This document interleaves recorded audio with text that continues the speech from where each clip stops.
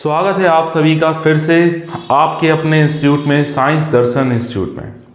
तो बच्चों, last class में हमने कुछ क्वेश्चंस किए थे, ठीक है। अब हम हमारे सिलेबस को आगे बढ़ाते हैं और आज की क्लास में हम पढ़ने वाले हैं ट्रेस और आपका स्पेशल टाइप के कुछ मैट्रिक्स होते हैं वो हम पर देखेंगे।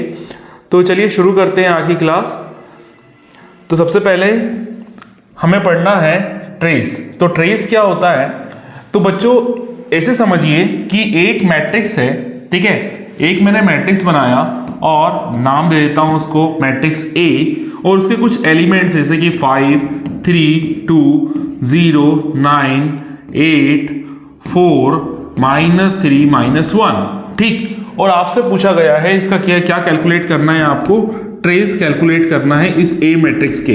तो उस केस में करते क्या है, हम जो डायगोनल एलिमेंट्स होते हैं, यहां पर आप देख पा रहे होंगे डायगोनल एलिमेंट्स कौन कौन से, ये जो एलिमेंट्स हैं ये डायगोनल एलिमेंट्स हैं, ठीक। तो इन एलिमेंट्स को हम अगर ऐड कर दें तो जो वैल्यू निकल के आती है उसी को हम क्या बोलते हैं, उसी को हम ट्रेस बोलते हैं। तो उसी को हम ट्रेस बोलते हैं। जब आप इसको ऐड करोगे तो क्या निकल के आएगा, 13। तो 13 क्या हो गया, ये हो गया ट्रेस। तो ट्रेस क्या होता है, तो लेट ए एक मैट्रिक्स है, यहां पे ए एक मैट्रिक्स है AIJ, बी स्क्वायर मैट्रिक्स। कौन सी मैट्रिक्स है, square matrix. Then the sum of all diagonal elements of A is called the trace, ठीक है। क्लियर हो गया होगा। Is denoted by TR and bracket में जिस मैट्रिक्स का आपको ट्रेस निकालना है वो मैट्रिक्स आ जाएगा। जैसे कि मेरे को ए का ट्रेस निकालना था तो TR ब्रैकेट में ए लिख दिया और उसके डायगोनल एलिमेंट्स को मैंने ऐड कर दिया। तो अगर आपके पास कोई ऐसा मैट्रिक्स है जिसमें m इंटू m करके ऑर्डर्स है या एलिमेंट्स है, तो इस तरह से जितने भी डायगोनल एलिमेंट्स होते हैं, 1 1 एलिमेंट हो गया, 2 2, 3 3, 4 4, n, इन सबको जब ऐड कर देंगे तो जो आपको आंसर मिलेगा वही क्या होने वाला है, वही ट्रेस होने वाला है, ठीक है। चलिए आगे बढ़ते हैं और अब देखते हैं कुछ प्रॉपर्टीज ऑफ ट्रेस के बारे में। तो ट्रेस की भी प्रॉपर्टीज होती हैं। तो यहां पर आप देख रहे हैं पहली प्रॉपर्टी क्या बोल रहा है, आप अगर दो आपके पास कोई मैट्रिसेस हैं A एंड B, उन दोनों को ऐड करके अगर ट्रेस निकाल लो या इंडिविजुअल उस मैट्रिक्स का ट्रेस निकाल लो और फिर उसको ऐड कर दो तो जो आंसर आता है वो सेम आता है। जैसे कि A एक मैट्रिक्स है, B एक मैट्रिक्स है। पहले मैंने क्या किया, इन दोनों को ऐड कर लिया, फिर ट्रेस काउंट कर लिया कि कितना ट्रेस है उसका।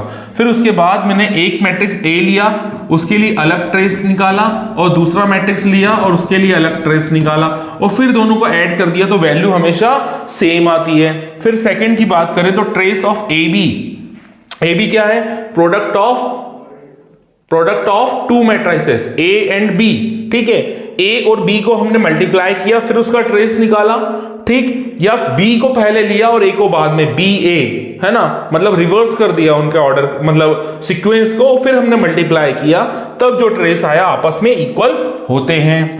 थर्ड की बात करें तो मान लेते हैं एक कांस्टेंट है, कोई भी कांस्टेंट है, स्केलर क्वांटिटी हो सकती है। यहां पे मैंने लैम्डा ले लिया है, तो ट्रेस लैम्डा यहां पर लैम्डा A, ठीक।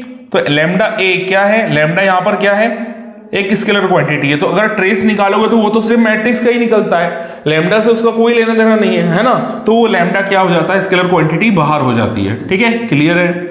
फोर्थ की बात करते हैं तो ट्रेस ऑफ A डैश, यहां पर जो A डैश है ना, वो उसको हम बच्चों ट्रांसपोज बोलते हैं। अभी इसके बाद वाली स्लाइड में मैं आपको डिस्कस करूंगा उसको क्या बोलते हैं, ट्रांसपोज। अगर एक मैट्रिक्स के ट्रांसपोज का हम ट्रेस निकालें तो वो उस पर्टिकुलर मैट्रिक्स के ट्रेस के इक्वल ही होता है, ठीक है। और ट्रेस क्या, वो ट्रांसपोज क्या होता है, मैं नेक्स्ट स्लाइड में आपको बताता हूं। चलिए चलते हैं फिर नेक्स्ट स्लाइड से जो। तो नेक्स्ट स्लाइड पे जाने से पहले आपको ट्रेस ट्रांसपोज समझाने से पहले एक एग्जांपल मैं यहां पर डिस्कस करना चाहता हूं आपके सामने। ये एक एग्जांपल है, ठीक है, और इसमें कुछ प्रॉपर्टी लगने वाली है आपकी ट्रेस वाली। तो ट्रेस के ऊपर ये क्वेश्चन है। तो क्वेश्चन क्या कह रहा है, कंसीडर 3 मैट्रिसेस, यहां पर 3 मैट्रिक्स दिए हैं आपको X, Y एंड Z, ठीक है। Then the value of the sum, यहां पर कुछ सीरीज दी है, उसका सम आपको कैलकुलेट करना है। 4 ऑप्शन है, इसमें से एक आंसर है, ठीक है। तो चलिए शुरू करते हैं। तो यहां पर मैं क्या चाहता हूं, यहां पे देखिए ध्यान से, ये जो सीरीज है, यहां पर ट्रांसपोज ऑफ X है plus transpose of X Y Z upon 2 है, यहाँ वाई जेड स्क्वायर है, यहाँ वाई जेड क्यूब है, तो वाई जेड में ही कुछ ऐसा है जो यहाँ पर वाई जेड का स्क्वायर वाई जेड का क्यूब दिया हुआ है। ठीक है, तो मैं सबसे पहले कैलकुलेट करना चाहता हूँ वाई जेड। ठीक, वाई जेड कैलकुलेट कर रहा हूं, तो वाई और जेड में निकालता हूं। तो वाई क्या है आपका, वाई है आपका 5 4 6 5। ठीक है, और जेड क्या है, जेड ये लिखा हुआ है 5 -4 5 -4 -6 एंड 5। सेम मेथड मल्टीप्लीकेशन की क्या होने वाला है, 5 5 जा 25। ठीक है, 4 6 जा 24 -24। ठीक है, और फिर रो सेम, कॉलम अलग हो जाएगा, 5 4 जा फिर से माइनस का 20। ठीक, और 5 4 जा फिर से 20 हो गया, तो ये प्लस का 20। अब ऐसे ही सेकेंड रो लेंगे, फर्स्ट कॉलम लेंगे, तो 6 5 जा 30। ठीक है, और यहां पे आ जाइए तो 5 6 जा फिर से क्या हो गया 30, मतलब माइनस का 30 है ना। फिर आगे आ जाइए तो रो और कॉलम, तो 6 4 जा फिर से 24, ये हो गया आपका -24 और यहाँ पे प्लस का 25 आने वाला है। ठीक है, और इसको फर्दर सॉल्व करूंगा तो क्या बनने वाला है, ये 1 हो जाएगा, ये 0 हो जाएगा, ये 0 और ये 1। अरे वाह, बहुत बढ़िया। तो यहाँ पे क्या आ गया, ये आपका आइडेंटिटी मैट्रिक्स निकल के आ गया है। ठीक है, जिसकी वैल्यू क्या होती है, आई होती है ना। मतलब आप इसको यूनिट कर सकते हो, यूनिटी बना सकते हो, इस पूरे एक्सप्रेशन में इसको यूनिटी हम बना सकते हैं। तो आपकी जो नई सीरीज होगी, अगर मैं वाई जेड को रिप्लेस कर दूं 1 से, ठीक है, इसकी वैल्यू 1 ही होती है। ठीक है, इसकी वैल्यू क्या होती है, हम 1 लेके चलते हैं। तो वाई जेड को अगर 1 से रिप्लेस कर देता हूं, तो जो आपकी नई सीरीज बनने वाली है वो क्या बन जाएगी, trace X plus trace x by 2, क्योंकि वाई जेड क्या हो गया अब 1, यहां पे भी सेम ऐसे ही चलेंगे हम, ट्रेस यहां पर x बाय 4, टिक, प्लस ट्रेस x बाय 8। ठीक है, इस तरह से चल रही है series, plus dash dash dash, और ये कहां तक जा रही है, इन्फिनिटी तक जा रही है। ठीक है, अब यहां पे ट्रांसपोज देखो, हमने ये सीखा था पिछली क्लास में, एक हमारी प्रॉपर्टी थी कि कोई लैम्डा कांस्टेंट है तो वो ट्रांसपोज का पार्ट, वो सॉरी ट्रेस का पार्ट नहीं होता है ना। जो लैम्डा है वो ट्रेस का पार्ट नहीं होता। तो लैम्डा क्या है, यहाँ पे 1/2 लैम्डा है, यहाँ पे 1/4 है, तो जो कांस्टेंट वैल्यू है उसको मैं बाहर निकाल लूंगा। यहाँ पर जो कांस्टेंट वैल्यू है मैं उसको बाहर निकालना चाहता हूं, तो बाहर निकालूंगा अगर मैं, तो 1/2 बाहर आ जाएगा मेरे ट्रेस से, है ना। ट्रेस से बाहर आ गया तो अंदर क्या बचा, ट्रेस ऑफ एक्स, प्लस यहां से 1/4 बाहर निकाल लूंगा तो यहां क्या बचा, ट्रेस ऑफ एक्स। ठीक, सिमिलरली यहां से 1/8 बाहर आ जाएगा तो ये क्या बचा, trace of X plus dash dash dash up to infinity. ठीक है, अब मुझे इसको फर्दर सॉल्व करना है, तो अभी ध्यान से देखिए इसको, ट्रेस एक्स यहां भी है, ट्रेस एक्स यहां भी है, तो ट्रेस एक्स क्या हो जाएगा, पूरी सीरीज से कॉमन आउट हो जाएगा। तो मैं इसको कॉमन कर लेता हूं। ठीक है, मैं इसको कॉमन कर लेता हूं, तो ट्रेस x मैंने कॉमन ले लिया, तो मेरे पास सीरीज अंदर क्या बचने वाली है, तो ये बचने वाली है 1 plus 1/2 plus 1/2 square plus 1/2 cube plus dash dash dash up to infinity. अब यहां देख के समझ में आ रहा होगा सर ये तो जीपी है, और जीपी के सम का फॉर्मूला हम 11th क्लास में पढ़ चुके हैं। ठीक है, जीपी में सम का फॉर्मूला हम 11th क्लास में पढ़ चुके हैं। क्या होता है फॉर्मूला, a/1 1 माइनस क्या, r मतलब क्या होगा 1/2, है ना, 1/2। ठीक है, इसको सॉल्व कर लीजिए आप। तो इसको जब सॉल्व करेंगे आप तो ये क्या निकल के आएगा, 2 हो गया, ऊपर क्या आ गया आपका 2, तो फाइनली ये क्या हो गया 2 टाइम्स ऑफ ट्रेस एक्स। ठीक है, इसको सॉल्व करेंगे ना, सिंपल करके बताने की जरूरत नहीं है, 2 1 2, 2 में से 1 गया 1 और 2 ऊपर चले जाएगा तो 2 ही बचने वाला है ना। और ट्रेस किसका निकालना, एक्स का, तो एक्स है क्या, एक्स है क्या, एक्स ये लिखा है, उसका ट्रेस निकालना बहुत इजी है, मुझे पता ही है 2 + 1 रहेगा, है ना, sum of diagonal elements, sum of diagonal elements को ही हम ट्रेस बोलते हैं। तो इसके डायगोनल एलिमेंट्स क्या हैं, 2 और 1। ठीक है, तो ये हो गया 2 इंटू ये 3 और आंसर क्या आ गया 6, मतलब आपका आंसर क्या है, यहां पर देखिए तो आपका आंसर है 6, मतलब A is the right answer. Okay, ठीक है, आई होप क्लियर होगा। सिंपल क्वेश्चन है ना, ज्यादा इसमें ऐसा कुछ करने को नहीं है, बस सीरीज देख के बच्चे डर जाते हैं, लेकिन आप जरा प्रॉपर तरीके से सॉल्व करेंगे तो ये आपको इजी बन जाएगा क्वेश्चन, है ना। आगे चलते हैं, और ट्रेस के बाद मैंने बोला था कि आपको मैं अब ट्रांसपोज बताऊंगा, तो ये रहा ट्रांसपोज। ट्रांसपोज होता क्या है ना, बहुत इंपॉर्टेंट है, अच्छे अच्छे क्वेश्चंस बनते हैं इसके ऊपर, ट्रांसपोज के ऊपर।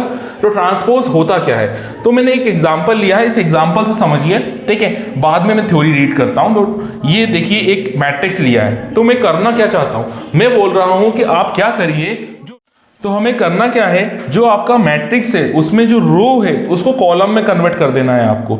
ये रहा आपका रो, आप कॉलम में कन्वर्ट करिए, ठीक है, और जो कॉलम है उसको रो में कन्वर्ट कर लीजिए। अब ये रहा रो, 1 3 5 इसके एलिमेंट्स है, तो देखिए पहले ये रो था, अब ये कॉलम बन चुका है। यहां देखिए 6 9 4, ये देखिए 6 9 4 अब कॉलम बन चुका है, पहले ये रो था। या फिर ऐसे समझ लीजिए ये कॉलम है, उसको मैंने रो में कन्वर्ट कर लिया। 1 6, तो ये रहा 1 6, 3 9, ये रहा 3 9, 5 4, ये रहा 5 4, ठीक है। तो करना क्या है आपको, ट्रांसपोज का मतलब होता है एक पर्टिकुलर मैट्रिक्स के अंदर रो को कॉलम में, रो को कॉलम में कन्वर्ट करते जाना, या कॉलम को रो में कन्वर्ट करते जाना, जिस तरह से यहां दिख रहा है। अब थ्योरी क्या बोल रही है वो देख लेते हैं एक बार, कि if A is a matrix of order m into n, then the transpose of A can be obtained by changing all row to columns and all columns to row, that is transpose of A, ठीक है। अब transpose को denote करने के ये 3 यहां पर notation दिए हुए हैं, ठीक है। आप बोलो तो A डैश बोल दो, ये भी ट्रांसपोज होता है।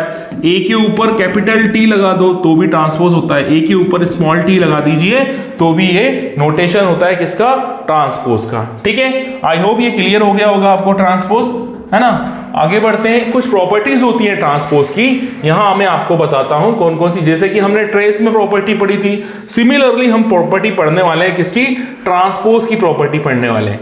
तो if A and B are 2 matrices, ठीक है, और k इज ए स्केलर, ठीक। अब समझते हैं पहली प्रॉपर्टी ये बोलती है कि एक मैट्रिक्स से अगर उसका ट्रांसपोज निकाल रहे हैं, उस ट्रांसपोज का अगेन आप ट्रांसपोज निकालोगे। एक बार ट्रांसपोज निकाल लिया, उसके बाद फिर उसका फिर से ट्रांसपोज निकालोगे। एक बार नंबर ऑफ जितनी भी रोज थी कॉलम में कन्वर्ट कर दी, और कॉलम में कन्वर्ट करने के बाद फिर से उसका ट्रांसपोर्ट निकाल रहा है, तो मतलब फिर से जो आपकी रो आई है फिर से कॉलम में कन्वर्ट करोगे तो आपको वही मैट्रिक्स मिल जाएगा जो पहले मैट्रिक्स था, ठीक है। मतलब ट्रांसपोज का ट्रांसपोज क्या हो जाता है, वही पर्टिकुलर मैट्रिक्स हो जाता है। अगर ए का ट्रांसपोज निकाला तो वो ए बन गया। अगर यहां पे देखिए a प्लस बी, 2 मैट्रिक्स को ऐड करके ट्रांसपोज निकालिए या इंडिविजुअल ट्रांसपोज निकाल के ऐड कर दीजिए, आंसर सेम आता है। यहां पे देखिए एक कांस्टेंट है, तो हमेशा जो कांस्टेंट होता है वो तो आपके प्रॉपर्टी जो भी आपका ऑपरेशन होता है उससे बाहर हो जाता है। जैसे कि a एक मैट्रिक्स था, है ना, यहाँ कांस्टेंट का कोई काम नहीं, कांस्टेंट को बाहर निकालिए, क्योंकि ट्रांसपोज किसका होगा, कांस्टेंट में कोई नंबर ऑफ रो कॉलम थोड़ी ना है। नंबर ऑफ रो और कॉलम किसके अंदर है, नंबर ऑफ रो और कॉलम है आपकी किसके अंदर, मैट्रिक्स के अंदर। तो वो चेंज किसमें होंगी, मैट्रिक्स के अंदर चेंज होगी, ना कि कांस्टेंट का कोई लेना देना है। तो कांस्टेंट को हम हमेशा हमारे ऑपरेशन से बाहर रखते हैं। यहां आ जाइए, ये थोड़ा इंटरेस्टिंग है ना, ये पता होना चाहिए आपको।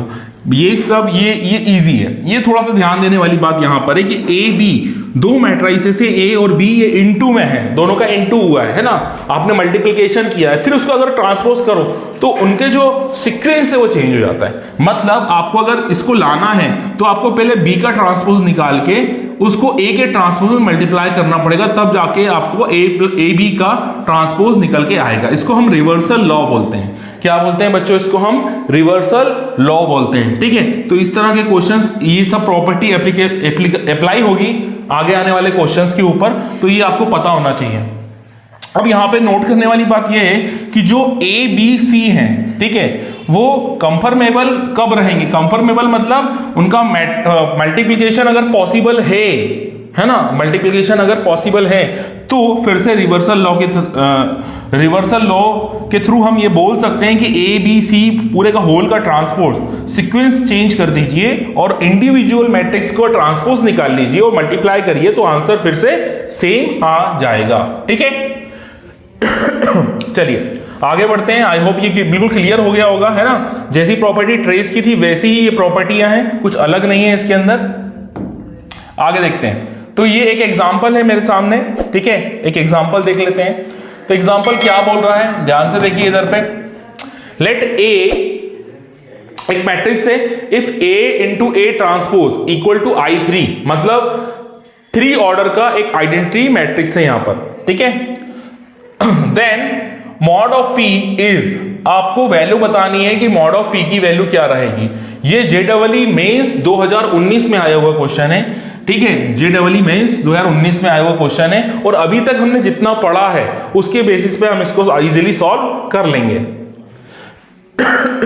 तो शुरू करते हैं इसको। तो सबसे पहले यहां पे क्या दिया हुआ है आपको, इस कंडीशन में बिठाते हैं आपके मैट्रिक्स को।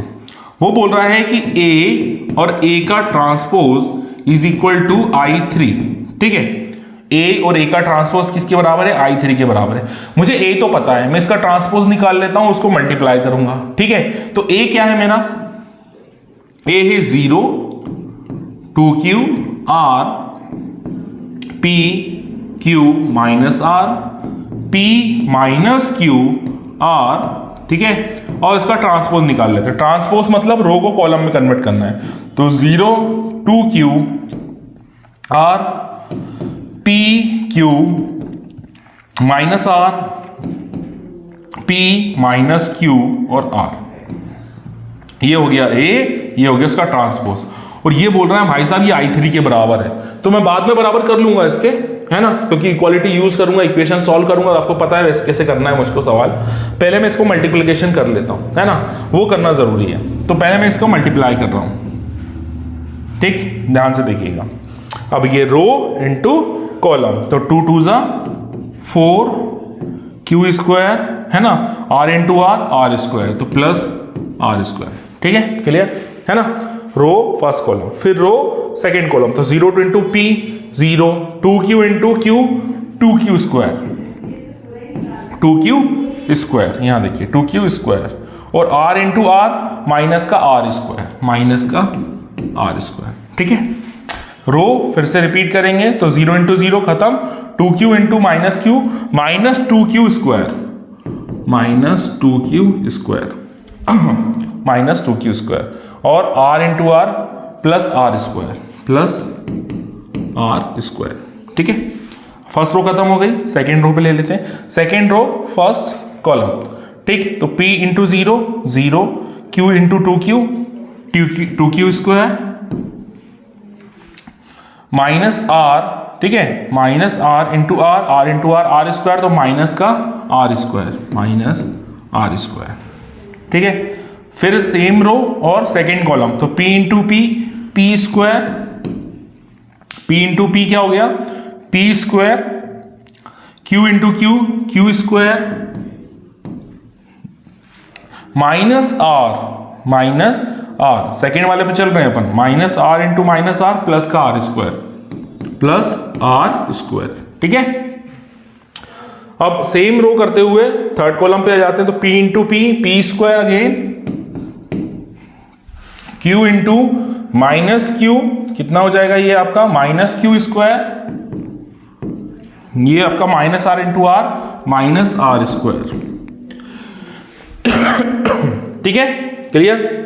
अब थर्ड रो पे आ जाते हैं, तो 0 इंटू P फिर से 0 होने वाला है ना, तो 0 वाला पार्ट में लिखता नहीं हूं, तो यहां Q वाले से मल्टीप्लाई कर देते हैं। माइनस Q इंटू क्या होने वाला है, रो इंटू कॉलम करेंगे ना, तो माइनस Q, तो क्या माइनस का 2Q, ठीक है, Q, ठीक है। यहां ध्यान से देखिए, यहां पे मल्टीप्लाई कर रहे हैं फर्स्ट कॉलम, तो P इंटू 0 0 हो गया, minus Q into 2Q minus 2Q square, और R इंटू R प्लस का R स्क्वायर, प्लस का R स्क्वायर, ठीक। आगे बढ़ते हैं, तो third row second column, P into P square, minus Q into Q minus Q square, और minus R square. ऐसी थर्ड रो थर्ड कॉलम, तो P into P square, minus Q into minus Q plus Q square, और plus R square आने वाला है, ठीक है। तो ये हो गया भैया इसका मल्टीप्लिकेशन। अब वो बोल रहा है कि ये जो आपने मल्टीप्लाई किया है ना, ये किसके बराबर है, I3 के। अब I3 होता क्या है ना, यहां जगह कम है, फिर भी आप समझ लेना 1 0 0 0 1 0 0 0 1। ठीक है, अब यहां पे देखो इसके डायगोनल मैट्रिक्स सारे की सभी की वैल्यू 1 1 1 है, बाकियों की 0 हुआ। ठीक है, तो बाकियों की वैल्यू कितनी है? 0 है। तो मैं इनको कंपेयर करना चाहता हूं, क्योंकि कंपेयर करूंगा तो इक्वेशंस बनेगी और इक्वेशंस को मैं इजीली फिर सॉल्व कर लूंगा। ठीक, तो देखिए मैं कुछ इक्वेशंस लिख रहा हूं, जैसे कि 1 की वैल्यू बताना चाहता हूं। तो 1 की वैल्यू यहां पे आपको दिख रही है कि जो 4q² प्लस r², ठीक, ये 1 है। ठीक, इसके अलावा p² plus q² plus r², इसकी वैल्यू 1 है ना। 0 की बात करते हैं तो 2q² minus 1, 2q² minus r², ये 0 है आपका। ठीक है, और माइनस वाला टर्म, ये वाला p² minus q² minus r², ये भी 0 है ना। तो p² minus q² minus r², ये भी क्या है? 0। तो इस तरह से आपके पास ये एक्सप्रेशंस हैं, इनको मैं सॉल्व करूंगा और आंसर्स निकालेंगे। तो यहां से देखिए, इधर से यहां से ये समझ में आ रहा है कि जो 2q² है वो किसके बराबर है? r² के बराबर है ना। अगर ये 2q² की वैल्यू यहां से, अगर मैं r² की वैल्यू 2q² यहां रख दूं तो ये क्या हो जाएगा? एक्सप्रेशन क्या बन जाएगा? ये वाला एक्सप्रेशन क्या बनने वाला है? तो ये बन जाएगा 1 = p² plus q² plus 2q², है ना। मतलब ये हो गया 1 = p² प्लस 3q²। ठीक है, 3q², यही हो गया ना, है ना। और यहां पे देखिए, अगर ये वैल्यू को r² की वैल्यू को यहां पुट करूं, इसको मैं यहां भी पुट करना चाहता हूं, जैसे मैंने इसको यहां पुट किया, मैं यहां भी पुट करना चाहता हूं। तो r² की वैल्यू रिप्लेस करिए इसके अंदर। जब इसमें रिप्लेस करूंगा तो क्या मिलेगा मेरा को? p² minus q² minus 2q² equal to 0। Solve करेंगे तो ये क्या हो जाएगा? p² minus 3q² equal to 0, है ना। और p² इक्वल टू क्या हो जाएगा? 3q², और 3q² को मैं p² बोल सकता हूं। तो ये जो p² की वैल्यू है, इसको मैं कहां डाल देता हूं? यहां पे डाल देता हूं, है ना। 3q² को p² से रिप्लेस कर सकता हूं, तो मैं यहां रिप्लेस कर दूंगा। तो ये रिप्लेस कर देते हैं इसको, तो ये क्या बन जाएगा?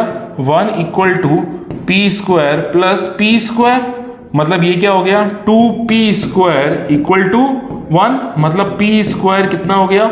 1/2। और अगर मैं p की वैल्यू निकालूं तो ये क्या हो जाएगी? 1/√2 प्लस माइनस, क्योंकि अंडर रूट आ जाएगा इसके ऊपर, है ना। लेकिन क्वेश्चन क्या मांग रहा है आपसे? मॉड ऑफ p मांग रहा है, मतलब आपसे वो पॉजिटिव वैल्यू मांग रहा है। क्या मांग रहा है वो आपसे? पॉजिटिव वैल्यू मांग रहा है। मतलब इसका अगर मैं मॉड निकालूंगा तो क्या आ जाएगा? 1/√2। ठीक है, तो कौन सा आंसर करेक्ट हुआ? बी। तो B option is right answer. ठीक है, सिंपल है ना, क्लियर हो गया होगा। चलिए चलते हैं आगे। तो इस तरह के क्वेश्चन आपको जेईई मेंस में देखने को मिलते हैं। इसके बाद हमें पढ़ना है बच्चों स्पेशल टाइप्स ऑफ मैट्रिसेस। यहां देखिए, स्पेशल टाइप्स ऑफ मैट्रिसेस। तो कुछ हम ऐसे मैट्रिक्स पढ़ने वाले हैं जो स्पेशल टाइप के होते हैं। तो शुरुआत करते हैं हम पहले मैट्रिक्स से, वो होता है आपका क्या? Nilpotent matrix. निलपोटेंट मैट्रिक्स बोलता क्या है? देखिए, a की power k equal to 0 and a की power k plus 1 equal not 0। ठीक, उस केस में जहां पर क्या है? k क्या है? एक पॉजिटिव इंटीजर है। क्या है? एक पॉजिटिव इंटीजर है and 0 is the null matrix. 0 बोल दो, o बोल दो, है नल मैट्रिक्स जिसकी अल्टीमेट वैल्यू क्या होती है? 0। मतलब जो o जिस मैट्रिक्स की बात कर रहा है वो क्या है? 0 0 0 0 0 0 0 0 0 टाइप की मैट्रिक्स है। ठीक है, फिर क्या बोल रहा है? Then A is called the nilpotent matrix. K is called, और जो K होता है स्मॉल k, उसको हम index of the nilpotent matrix कहते हैं। ठीक है, सिंपल है ना। इस तरह की मैट्रिक्स कि अगर कोई A मैट्रिक्स है, उसके ऊपर कुछ पॉजिटिव इंटीजर पावर लगी, उसकी वैल्यू अगर 0 आ रही है और उसको 1 बढ़ाकर, जैसे कि मान लीजिए 5A की पावर 5, वो आ रहा है कि आपका 0 नल मैट्रिक्स, और अगर 6 करूं तो वो नल मैट्रिक्स नहीं है। उस केस में जो A है वो क्या कहलाएगा? आपका निलपोटेंट मैट्रिक्स कहलाएगा। ठीक है, आई होप क्लियर हो गया होगा। सेकंड पे चलते हैं। सेकंड होता है आपका पेरियोडिक मैट्रिक्स। पेरियोडिक मैट्रिक्स क्या होती है, देखिए a की पावर k प्लस 1, ये देखिए a की पावर k प्लस 1 क्या हो गया, वापस a हो गया। तो इस तरह के मैट्रिक्स को हम क्या बोल देते हैं, पेरियोडिक मैट्रिक्स। जैसे फॉर एग्जांपल k की वैल्यू अगर मैं 1 डालूं तो a स्क्वायर इक्वल टू क्या हो जाएगा, a। तो इस केस में जो a होगा उसको ही हम क्या बोलने वाले हैं, उसको ही हम पेरियोडिक मैट्रिक्स कहने वाले हैं, ठीक है। तो ये आपका पेरियोडिक मैट्रिक्स होगा। नेक्स्ट लेते हैं थर्ड, आइडेम्पोटेंट मैट्रिक्स। तो आइडेम्पोटेंट मैट्रिक्स a स्क्वायर की वैल्यू a, मतलब है तो वो पेरियोडिक ही, ठीक, लेकिन कंडीशन क्या है, क्या है ये कि स्क्वायर मैट्रिक्स। अगर स्क्वायर मैट्रिक्स है तो हम इसको क्या बोल देंगे, आइडेम्पोटेंट मैट्रिक्स बोल देंगे, ठीक है। चलिए नेक्स्ट देखते हैं।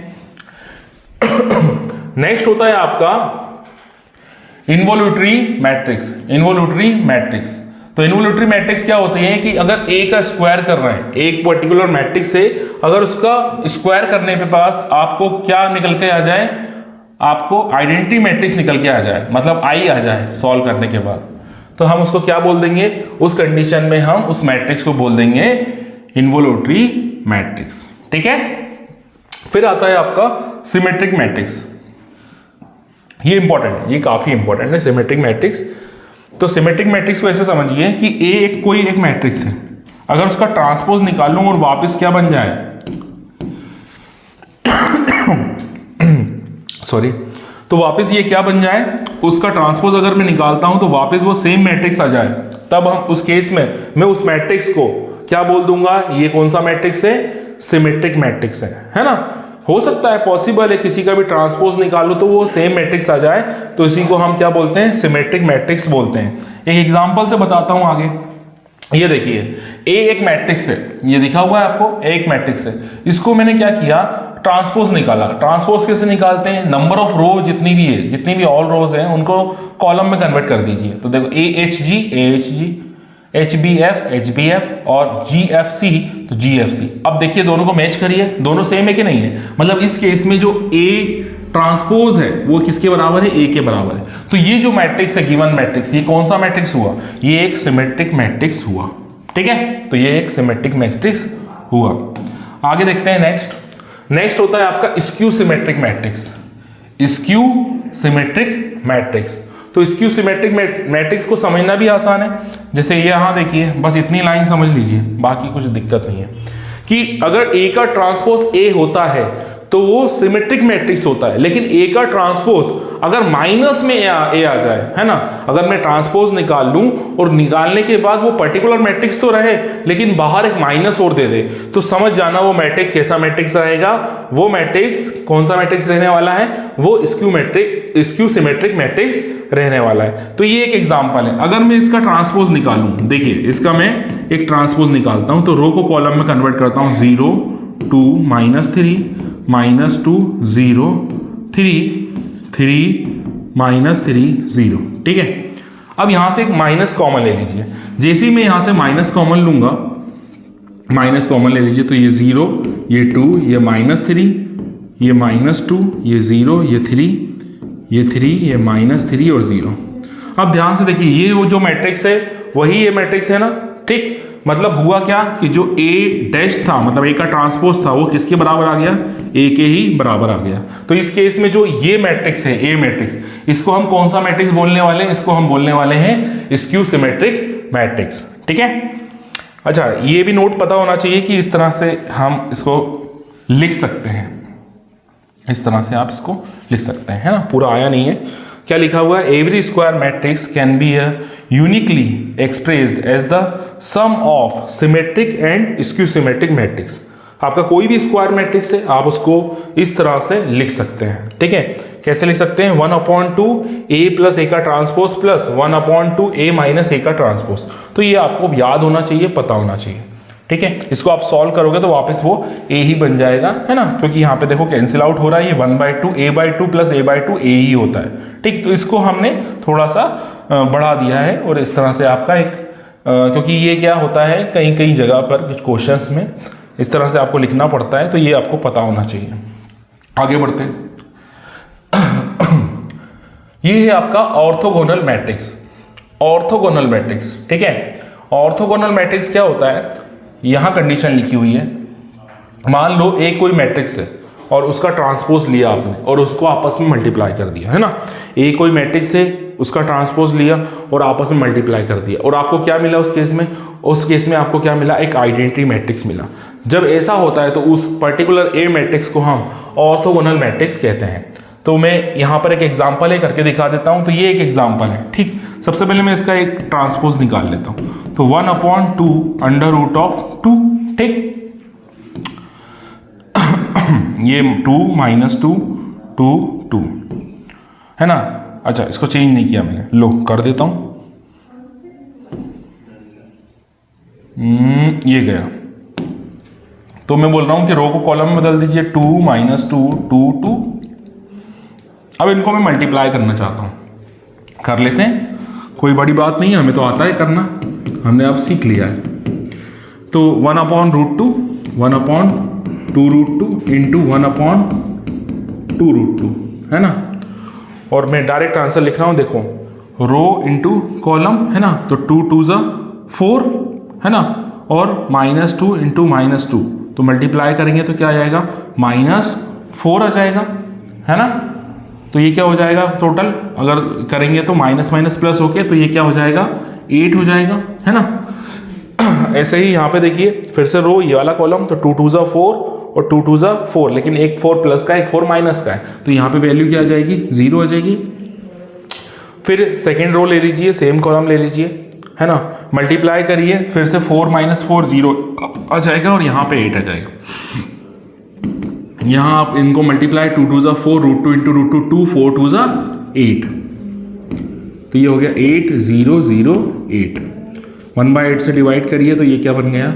1 0 0 1, ठीक है, क्लियर है ना, सिंपल। बस तो क्या हो गया आपका, ये क्या है? ये तो आई है ना, तो a इंटू ए डेस क्या हो गया? आई हो गया। यही तो कंडीशन में बोल रहा हूँ, जब ऐसा हो तो उस पर्टिकुलर ए मैट्रिक्स को हम क्या बोलते हैं? ऑर्थोगोनल मैट्रिक्स कहते हैं, ठीक है। चलिए आगे देखते हैं। तो ये एक क्वेश्चन है, आपको ये बताना है इस क्वेश्चन के अंदर 2021 में आया हुआ क्वेश्चन है, बहुत बढ़िया क्वेश्चन है, ठीक है। अभी रिसेंट का क्वेश्चन बोल सकते हो आप, 2 साल पहले आया था ये क्वेश्चन। क्वेश्चन आपसे ये पूछ रहा है, आपको ये बताना है कि ये जो मैट्रिक्स है, ये आइडेम्पोटेंट मैट्रिक्स है, इन्वोल्यूटरी मैट्रिक्स है, निलपोटेंट मैट्रिक्स है, कि क्या है, ठीक है, या कुछ भी नहीं है। तो एक एग्जाम्पल है ये, चलिए देखते हैं। तो हम करेंगे इसको सॉल्व करते हैं क्वेश्चन को, है ना। तो बोला गया है इफ ए एक मैट्रिक्स है देन ए इज ए या एन क्या है इन चारों में से। तो एक काम करते हैं हम, सबसे पहले ए क्या है? A B into B square A square minus A B, है ना।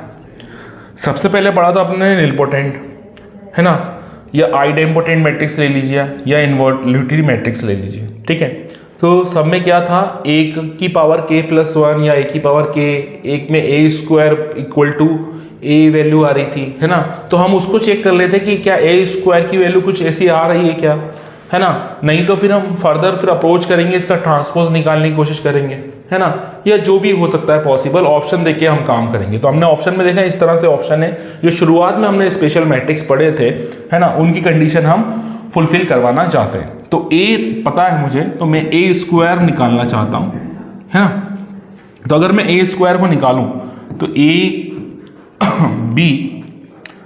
b square a square minus A B, और इनटू में फिर से अगेन यही A B B square minus A B, ठीक है। तो यहाँ पे देखिए मल्टीप्लाई कर देते हैं अपन फटाफट इसको। तो रो इंटू कॉलम, तो ये हो जाएगा क्या? ए स्क्वायर बी स्क्वायर, कॉलम तो ये हो जाएगा क्या? प्लस का ए स्क्वायर। देखिए रो इंटू कॉलम, कहीं पे कुछ गलत तो नहीं लिख दिया मैंने? हाँ बिल्कुल सही है। तो रो इंटू क्या करना है मुझे? कॉलम करना है। तो ये रो हो गया, ये कॉलम हो गया। तो ए बी का ए बी में ए स्क्वायर बी स्क्वायर, और कॉलम में यहाँ पे माइनस मैंने मिस कर दिया है, ठीक है। तो ये जाएगा माइनस का ए स्क्वायर बी स्क्वायर, ठीक। फिर से अगेन रो, और फिर से सेकेंड कॉलम ले लेते हैं। तो इसमें मल्टीप्लाई करेंगे तो ये क्या हो जाएगा? ए बी क्यूब, और बी का बी में करेंगे तो माइनस का ए बी क्यूब, ठीक है। सेकेंड रो का फर्स्ट कॉलम में करेंगे तो ये हो जाएगा माइनस का, यहाँ पर देखिए माइनस का ए स्क्वायर इंटू बी, ए स्क्वायर इंटू बी, ठीक है। और यहाँ पे अपन करेंगे फिर से ए बी का, तो माइनस माइनस प्लस ए क्यूब, अच्छा ए क्यूब यहाँ भी है ना, ओके, ए क्यूब इंटू बी। फिर सेकेंड रो का लास्ट कॉलम में, तो ए इंटू ए दिख रहा है minus A square B square minus minus plus A square B square.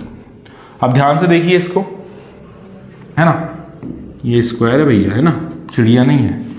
अब ये देखिए ये क्या हो जाएगा, जीरो, ये भी जीरो, ये भी जीरो, सब कैंसिल आउट आपस में हो गए हैं, जीरो बन गए हैं। मतलब ए स्क्वायर की वैल्यू क्या आ गई है, ए स्क्वायर की वैल्यू आ गई है जीरो जीरो जीरो जीरो, मतलब जीरो, है ना। और ये किस कंडीशन में था बताइए सबसे पहले। तो यहाँ पर हमारा ए स्क्वायर की वैल्यू क्या निकल के आ गई है, जीरो। और ए स्क्वायर की जीरो किस केस में निकलती है, तो ये होता है बच्चों निलपोटेंट मैट्रिक्स का केस में निकलती है ए स्क्वायर की वैल्यू जीरो। चलिए दिखा देता हूँ आपको मैं, है ना। एक बार थोड़ा पीछे चलते हैं हम और निलपोटेंट मैट्रिक्स देख लेते हैं। ये देखिए ये रहा निलपोटेंट मैट्रिक्स, और निलपोटेंट मैट्रिक्स के अंदर ही एक टू दी पावर के इक्वल टू क्या था, जीरो, ठीक। तो आंसर क्या हो गया आपका, निलपोटेंट मैट्रिक्स, है ना। तो ये रहा आपका answer nilpotent matrix, B option.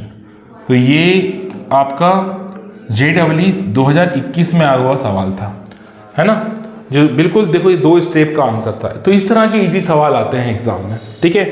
आई होप क्लियर हो गया होगा आपको सब, है ना। तो यही आज की क्लास यहीं तक थी। नेक्स्ट क्लास में कुछ और क्वेश्चन करेंगे, कुछ और कॉन्सेप्ट सीखेंगे, ठीक है। मिलते हैं फिर नेक्स्ट क्लास में। तब तक आप हमारे चैनल को लाइक कर लीजिए, सब्सक्राइब कर लीजिए, शेयर कीजिए। और अगर आपकी कोई क्वायरीज है, कोई आपका सजेशन है, तो प्लीज़ कमेंट बॉक्स में दीजिए। Thank you so much.